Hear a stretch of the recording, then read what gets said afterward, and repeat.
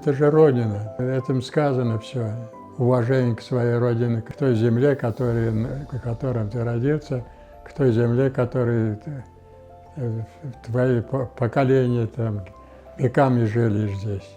Егер мен ватанда гурбетте болсам, күрешкен егіттердің сафында болсам, қалбымны алыңыз, көксімні ярып, бір дуа оқыңыз, храмға барып, көз ясын юмаңыз салғырда, ешілге сараңыз, көміңіз чатырда, ертімнің елері үстінден ессін, ертіміз соллары ичемесінсін, мен ватаныма тоймадым, жүрегім тойсын. 93-летнего Ружди Джепарова можно назвать настоящим счастливчиком. Он живет в селе своего детства Мамашая. Хотя, конечно, это не везение, а достигнутая цель. Будучи в ссылке, в разлуке с родиной, он дал себе слово вернуться в село, в котором он родился в 1933 году. O tarafı, Şaşırma tarafı. O Mamaşay. Bir yerde bir şey yok adı.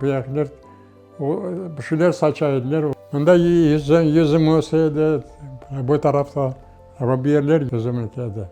Ana bir tarafı anda bakçımına. Ozen boyu bakçılar hepsi. Tap ana köprüden tap tebegecek, yalıgacık, armut, alma, şeftali, kayısı çok ondan şeyler var.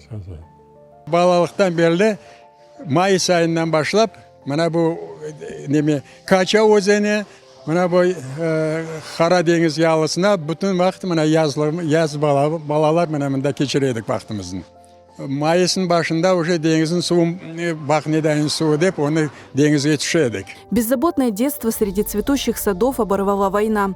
Особенно страшно было в Мамашае из-за его близости к Акьяру. Saklanaydılar ondan. Nemeler var idi, çukurlar var idi, çukurların içine kirip çeker saklana böyle top atıp başlasalar, son bilediler yerge gitmek gerek. Лучше nerede yiyecek ne? Крымские татары тогда не знали, что самое тяжелое испытание еще впереди. В 1944 году весь народ выселили из Крыма. Семья Ружди Ага попала в Самаркандскую область Өзбекистана. Birinci yılı şu 44-cüsü pek çok halk geçindi.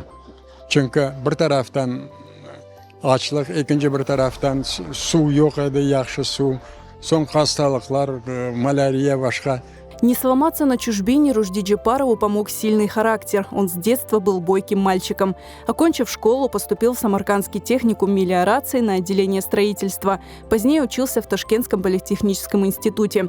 Ружди Ага построил блестящую карьеру в строительстве, занимая руководящие должности в крупных городах Узбекистана, а затем и в Москве. В 1990 году он получил звание заслуженного строителя РСФСР.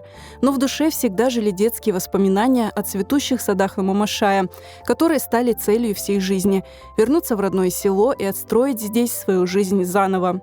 Егер қайтып ватаныңызға қайтсаңыз, мұтлақ ватаныңызда бір ев yapыңыз, құрыңыз.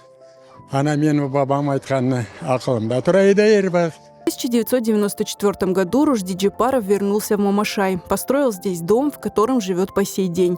Во дворе разбил тот самый цветущий сад, где знает и любит каждое дерево. И инжир есть, и виноград есть, и лимоны есть. Все сами выращиваете? Да.